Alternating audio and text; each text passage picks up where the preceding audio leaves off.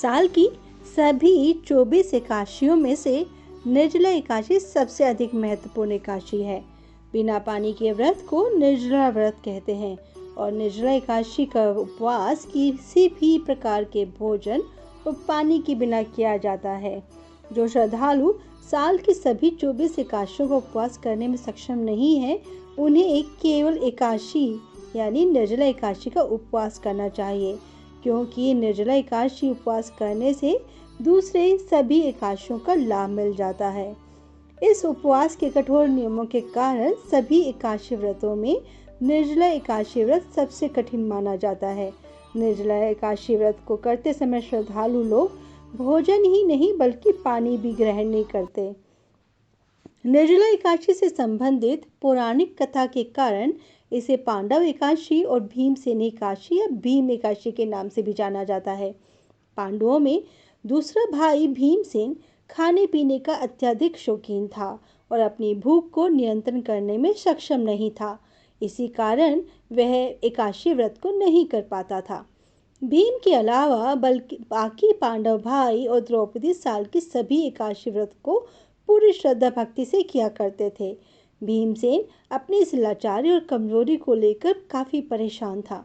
भीमसेन को लगता था कि वह एकादशी व्रत न करके भगवान विष्णु का अनादर कर रहा है। इस दुविधा से उभरने के लिए भीमसेन महर्षि व्यास के पास गए। तब महर्षि व्यास ने भीमसेन को साल में एक बार निर्जला एकादशी व्रत को करने की सलाह दी और कहा कि निर्जला एकादशी साल की 24 एकादशियों के तुल्य है। इसी पौराणिक कथा के बाद निर्जला एकादशी भीमसेनी एकादशी और पांडव एकादशी के नाम से प्रसिद्ध हो गई। निर्जला एकादशी का व्रत ज्येष्ठ माह में शुक्ल पक्ष के दौरान किया जाता है। अंग्रेजी कैलेंडर के अनुसार निर्जला एकादशी का व्रत मई अथवा जून के महीने में आता है। ज्यादातर निर्जला एकादशी का व्रत गंगा दशहरा के अगले दिन पड़ता है, परंतु कभी कभी साल में गंगा दशहरा और निर्जला एकादशी दोनों एक ही दिन पड़ जाते हैं। निर्जला एकादशी व्रत कथा। शौनक आदि 88,000 ऋषि मुनि बड़ी श्रद्धा से इन एकादशियों की कल्याणकारी व पाप नाशक रोचक कथाएं सुनकर आनंद मगन हो रहे थे। अब सब ने ज्येष्ठ माह के शुक्ल पक्ष की एकादशी की कथा सुनने की प्रार्थना की। तब सूची ने कहा, महर्षि व्यास से एक बार भीमसेन ने कहा, हे पितामह, भ्राता युधिष्ठिर, माता कुंती, द्रौपदी, अर्जुन, नकुल और सहदेव आदि एकादशी के दिन व्रत करते हैं और मुझे भी एकादशी के दिन अन्न खाने को मना करते हैं। मैं उनसे कहता हूँ कि भाई, मैं भक्ति पूर्वक भगवान की पूजा कर सकता हूँ और दान दे सकता हूँ, किंतु मैं भूखा नहीं रह सकता। इस पर महर्षि व्यास ने कहा, हे भीमसेन, वे सही कहते हैं। शास्त्रों में वर्णित है कि एकादशी के दिन अन्न नहीं खाना चाहिए। यदि तुम नरक को बुरा और स्वर्ग को अच्छा समझते हो तो प्रत्येक माह की दोनों एकादशियों को अन्न नहीं खाया करो। महर्षि व्यास की बात सुन भीमसेन ने कहा, हे पितामह, मैं आपसे पहले ही कह चुका हूँ कि मैं एक दिन तो क्या एक समय भी भोजन किए बिना नहीं रह सकता। फिर मेरे लिए पूरे दिन का उपवास करना क्या संभव है? मेरे पेट में अग्नि का वास है जो ज़्यादा अन्न खाने पर ही शांत होती है। यदि मैं प्रयत्न करूं तो वर्ष में एक एकादशी का व्रत अवश्य कर सकता हूं। अतः आप मुझे कोई ऐसा एक व्रत बतलाइए जिसके करने से मुझे स्वर्ग की प्राप्ति हो सके। भीमसेन की बात सुन व्यास जी ने कहा, हे पुत्र, बड़े बड़े ऋषि और महर्षियों ने बहुत से शास्त्र आदि बनाए हैं। यदि कलयुग में मनुष्य उनका आचरण करे तो अवश्य ही मुक्ति को प्राप्त होता है। उनमें धन बहुत कम खर्च होता है। उनमें से जो पुराणों का सार है वह यह है कि मनुष्य को दोनों पक्षों की एकादशियों का व्रत करना चाहिए। इससे उन्हें स्वर्ग की प्राप्ति होती है। महर्षि व्यास ने कहा है, हे वायुपुत्र, वृषभ संक्रांति और मिथुन संक्रांति के बीच में ज्येष्ठ माह के शुक्ल पक्ष की एकादशी आती है। उसका निर्जल व्रत करना चाहिए। इस एकादशी के व्रत में स्नान और आचमन करते समय यदि मुख में जल चला जाए तो इसका कोई दोष नहीं, किंतु आचमन में 6 मासे जल से अधिक जल नहीं लेना चाहिए। इस आचमन से शरीर की शुद्धि हो जाती है। आचमन में 6 मासे से अधिक जल मद्यपान के समान है। इस दिन भोजन नहीं करना चाहिए। भोजन करने से व्रत का नाश हो जाता है।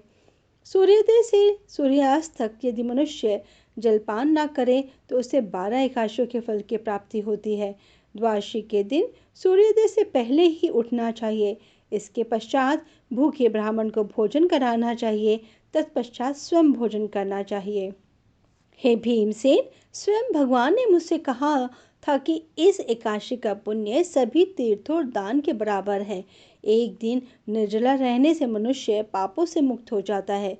जो मनुष्य निर्जला एकादशी का व्रत करते हैं उन्हें मृत्यु के समय भयानक यमदूत नहीं दिखाई देते, बल्कि भगवान श्री हरि के दूत स्वर्ग से आकर उन्हें पुष्पक विमान पर बिठाकर स्वर्ग को ले जाते हैं। संसार में सबसे उत्तम निर्जला एकादशी का व्रत है, अतः यत्न पूर्वक इस एकादशी का निर्जल व्रत करना चाहिए। इस दिन ओम नमो भगवते वासुदेव इस मंत्र का उच्चारण करना चाहिए। इस दिन गोदान करना चाहिए।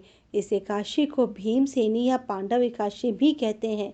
निर्जल व्रत करने से पहले भगवान का पूजन करना चाहिए और उनसे प्रार्थना करनी चाहिए कि हे प्रभु, आज मैं निर्जल व्रत करता हूँ। इसके दूसरे दिन भोजन करूँगा। मैं इस व्रत को श्रद्धापूर्वक करूँगा। मेरे सब पाप नष्ट हो जाएं। इस दिन जल से भरा हुआ घड़ा, वस्त्र आदि से ढककर स्वर्ण सहित किसी सुपात्र को दान करना चाहिए। इस व्रत के अंतराल में जो मनुष्य स्नान, तप आदि करते हैं उन्हें करोड़ पर स्वर्ण दान का फल प्राप्त होता है। जो मनुष्य इस दिन यज्ञ, होम आदि करते हैं उसके फल का तो वर्णन भी नहीं किया जा सकता। इस निर्जला एकादशी के व्रत के पुण्य से मनुष्य विष्णु लोक को जाता है। जो मनुष्य इस दिन अन्न खाते हैं उनको चंडाल समझना चाहिए। वे अंत में नरक में जाते हैं। ब्रह्म हत्यारे, मद्यपान करने वाले, चोरी करने वाले, गुरु से ईर्ष्या करने वाले, झूठ बोलने वाले भी इस व्रत को करने से स्वर्ग के भागी बन जाते हैं। हे अर्जुन, जो पुरुष या स्त्री इस व्रत को श्रद्धापूर्वक करते हैं उसके इस तरह के कर्म हैं।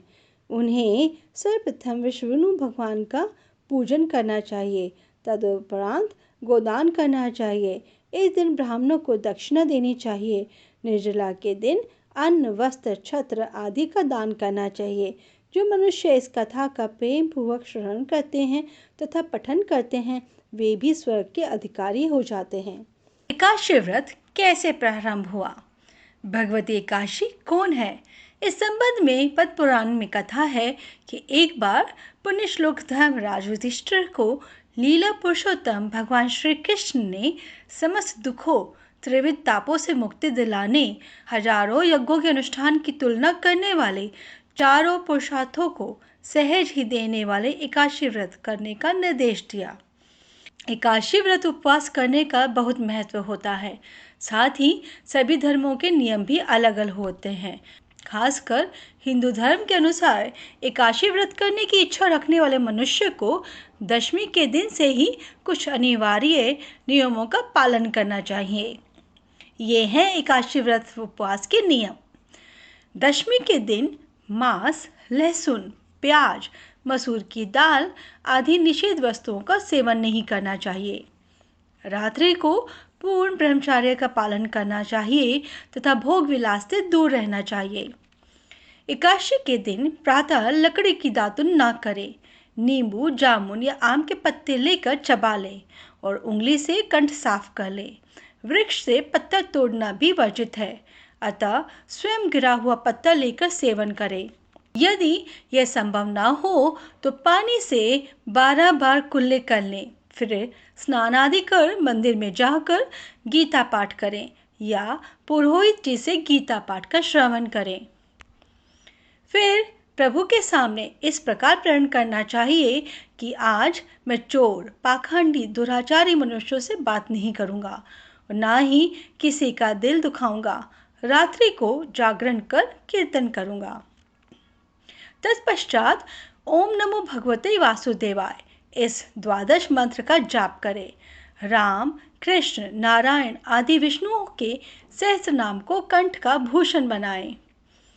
भगवान विष्णु का स्मरण कर प्रार्थना करें और कहें कि हे त्रिलोकीनाथ, मेरी लाज आपके हाथ है। अतः मुझे इस प्रण को पूरा करने की शक्ति प्रदान करना।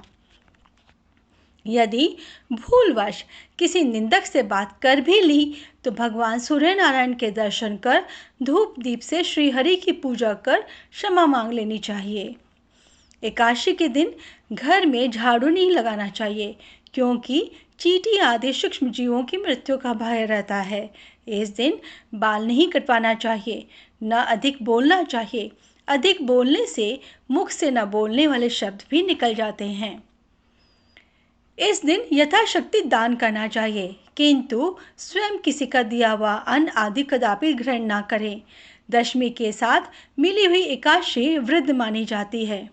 वैष्णवों को योग्य द्वादशी मिली हुई एकादशी का व्रत करना चाहिए। त्रयोदशी आने से पूर्व व्रत का पारण करें। वैष्णवों को योग्य द्वादशी मिली हुई एकादशी का व्रत करना चाहिए। त्रयोदशी आने से पूर्व व्रत का पारण करें। एकादशी के दिन व्रतधारी व्यक्ति को गाजर, शलजम, गोभी, पालक इत्यादि का सेवन नहीं करना चाहिए। केला, आम, अंगूर, बादाम, पिस्ता इत्यादि अमृत फलों का सेवन करें। प्रत्येक वस्तु प्रभु को भोग लगाकर तथा तुलसी दल छोड़कर ग्रहण करना चाहिए। द्वादशी के दिन ब्राह्मणों को मिष्ठान दक्षिणा देना चाहिए। क्रोध नहीं करते हुए मधुर वचन बोलना चाहिए। इस व्रत को करने वाला दिव्य फल प्राप्त करता है और उसके जीवन के सारे कष्ट समाप्त हो जाते हैं। एकादशी व्रत क्या होता है? एकादशी व्रत आध्यात्मिक सफाई के बारे में है। ये भगवान विष्णु को समर्पित है। हिंदू मान्यता के अनुसार चंद्रमा के 2 अलग अलग चरण होते हैं, कृष्ण पक्ष और शुक्ल पक्ष। प्रत्येक चरण 14 दिनों का होता है। 11वें दिन को एकादशी कहा जाता है। इस दिन रखे जाने वाले व्रत या धार्मिक उपवास को एकादशी व्रत कहा जाता है और दुनिया भर में लाखों हिंदुओं द्वारा मनाया जाता है। यह आध्यात्मिक रूप से लाभकारी दिन माना जाता है, क्योंकि इस दिन चंद्रमा की किरणें हृदय की सूक्ष्म नसों और भावनाओं को पोषण प्रदान करती हैं। इस प्रकार प्रत्येक मास में सामान्यतः 2 एकादशियां आती हैं। एकादशी व्रत की विधि। एकादशी व्रत वाले दिन भक्तों को सुबह जल्दी उठना चाहिए और सुबह की प्रार्थना के दौरान पूरे दिन के उपवास का संकल्प लेना चाहिए। भगवान विष्णु की पूजा करते समय पवित्र गंगा जल, पवित्र तुलसी, फूल और पंचामृत अवश्य शामिल करना चाहिए। उपवास 2 तरह से रखे जा सकते हैं, निराहार और फलाहार। जो लोग इस दिन उपवास करते हैं वे भगवान विष्णु की शाम की पूजा के बाद भोजन ग्रहण कर सकते हैं। हालांकि द्वादशी के दिन अर्थात व्रत के अगले दिन एकादशी पारण तिथि की जाती है। व्रत कथा। सतयुग में मूल दानव नाम का एक दैत्य रहता था। वह बहुत क्रूर था और पृथ्वी पर सभी लोगों को आतंकित करता था और साथ ही देवताओं को भी डराता था। इसलिए देवता स्वर्ग छोड़कर मदद के लिए भगवान विष्णु के पास गए। उन्होंने भगवान विष्णु से प्रार्थना की और सुरक्षा मांगी। भगवान विष्णु उनकी दुर्दशा से हिल गए और दानव से लड़ने के लिए अपने वाहन गरुड़ पर सवार हो गए।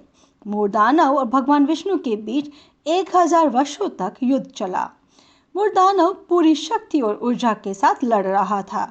अब भगवान विष्णु ने अपनी रणनीति बदलने का फैसला किया। भगवान विष्णु ने दिखाया जैसे कि वह युद्ध से थक गए हों। वह हिमालय की एक गुफा में छिप गए। इस बीच भगवान विष्णु ने इस विशाल गुफा में एक झपकी लेने का फैसला किया। अब राक्षस मूर्दानव उस गुफा में पहुंचा जहां भगवान विष्णु विश्राम कर रहे थे। उसने देखा कि वे गुफा के अंदर सो रहे हैं। उसने अपनी तलवार निकाली और भगवान विष्णु को मारने के लिए आगे बढ़ा। जैसे ही वह भगवान विष्णु की ओर तलवार चलाने वाला था, भगवान विष्णु के शरीर से एक अत्यंत सुंदर महिला निकली। मूर्दानव उसकी सुंदरता पर मोहित हो गया और उससे शादी करने के लिए कहा। उस स्त्री ने कहा, यदि तुम मुझे युद्ध में हरा दोगे तो मैं विवाह कर लूँगी। तो मूर्दानव ने उस स्त्री के साथ लड़ाई शुरू कर दी। आखिरकार मूर्दानव को उस स्त्री ने हरा दिया और मार डाला। वह कोई और नहीं बल्कि महाशक्ति थी। जैसे ही वह कृष्ण पक्ष के 11वें दिन प्रकट हुई, भगवान ने उसे एकादशी का नाम दिया। उन्होंने उसे यह भी वरदान दिया कि जो एकादशी के दिन उपवास करेगा वह मोक्ष प्राप्त कर लेगा और पाप से मुक्त होगा। अलग अलग महीनों की एकादशियों से संबंधित अलग अलग कथाएं हैं। यह कहानी हिंदू शास्त्र पर आधारित है, जिसे पद्म पुराण के नाम से जाना जाता है। आइए जानते हैं एकादशी व्रत का क्या महत्व है। एकादशी व्रत का लाभ उन लोगों के लिए है जो भगवान विष्णु में आस्था रखते हैं और उनकी पूजा करते हैं। यह हिंदुओं में सबसे फलदायी उपवासों में से एक माना जाता है। एकादशी व्रत शांति, सद्भाव और स्मृति लाता है। एकादशी व्रत का महत्व विष्णु भगवान ने युधिष्ठिर को बताया था। उन्होंने कहा कि जो वास्तव में आस्थावान होते हैं उन्हें यह आत्मा को शुद्ध करने और मोक्ष प्राप्त करने के लिए इस दिन का पालन करना चाहिए। क्योंकि मनुष्य जीवन का मुख्य उद्देश्य मोक्ष प्राप्त करना है, इसलिए यह व्रत सभी के लिए विशेष रूप से सहायक बताया गया है। इस पवित्र हिंदू अनुष्ठान की वजह से भक्त को मन की शांति और समृद्धि प्राप्त होती है। आइए अब जानते हैं एकादशी व्रत के क्या नियम हैं और यह व्रत कौन कौन कर सकते हैं। एकादशी व्रत कभी भी गर्भवती महिलाओं और अशक्त और वृद्धों को यह व्रत नहीं करना चाहिए। इस व्रत को वही लोग कर सकते हैं जो दृढ़ निश्चयी और गहरे आध्यात्मिक हैं। एकादशी व्रत के दौरान अन्न और जल को स्पर्श नहीं करना चाहिए। हालांकि जो लोग निर्जला एकादशी यानी पानी के बिना एकादशी का पालन नहीं कर सकते हैं, वे फल और दूध का सेवन कर सकते हैं। एकादशी के दिन अनाज, मांस और मछली का सेवन सख्त वर्जित है। एकादशी व्रत सूर्योदय से शुरू होना चाहिए और सूर्यास्त पर समाप्त होना चाहिए। इस व्रत के पालन करने वालों को सुबह उठकर स्नान करके श्री विष्णु भगवान का मंत्र ओम नमो भगवते वासुदेवाय का जाप करना चाहिए। इस व्रत को करने वाले को हिंसा, छल, कपट और झूठ से बचना चाहिए और दान पुण्य करना चाहिए। आइए अब जानते हैं एकादशी व्रत करने के क्या फायदे होते हैं। एकादशी व्रत रोग और व्याधियों को रोकता और ठीक करता है। इसका शरीर पर विषहरण प्रभाव पड़ता है और आंत प्रणाली को साफ करता है। एकादशी व्रत भगवान विष्णु के आशीर्वाद को आकर्षित करने में मदद करता है। यह व्रत पिछले पापों से छुटकारा पाने में मदद करता है। एकादशी का व्रत आध्यात्मिक उन्नति का मार्ग प्रशस्त करता है। यह व्रत जीवन में पूर्णता प्राप्त करने में मदद करता है। एकादशी व्रत रखने वालों को मन, धन और परम मोक्ष की धार्मिक प्रवृत्ति प्राप्त होती है। एकादशी का व्रत पाचन तंत्र, श्वसन तंत्र, संचार प्रणाली और साथ ही मूत्र प्रणाली में सुधार करता है। एकादशी का व्रत मानसिक और शारीरिक दोनों रूप से मजबूत बनाता है। आइए जानते हैं कि एकादशी व्रत में आप क्या क्या खा सकते हैं। एकादशी व्रत के भोजन में फल, दूध और दूध से बनी चीज़ें, गैर अनाज आदि चीज़ें खा सकते हैं। इस व्रत में आटा, चावल, गेहूं, दालें, प्याज और लहसुन का सेवन नहीं करना चाहिए। इसके अतिरिक्त मांस, अनाज और मछली को शामिल नहीं करना चाहिए। एकादशी के दिन आप पनीर, घी, मखाना, सिंघाड़े के आटे, कुट्टू के आटे और राजगिरे के आटे जैसे कई तरह के चीज़ों का सेवन कर सकते हैं। जो लोग इस व्रत को यानी निर्जला एकादशी के चरम रूप का पालन कर रहे हैं, उन्हें पानी नहीं पीना चाहिए। व्रत के दौरान धूम्रपान और शराब पीना सख्त वर्जित है। आइए अब जानते हैं कि आप एकादशी व्रत का उद्यापन कब कर सकते हैं।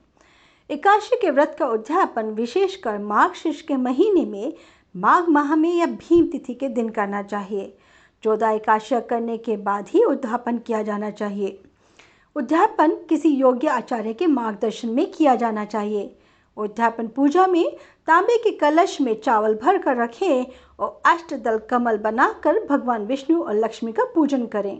पूजन के बाद हवन करें और सभी ब्राह्मणों को फलाहारी भोजन करवाकर वस्त्र दान आदि करें।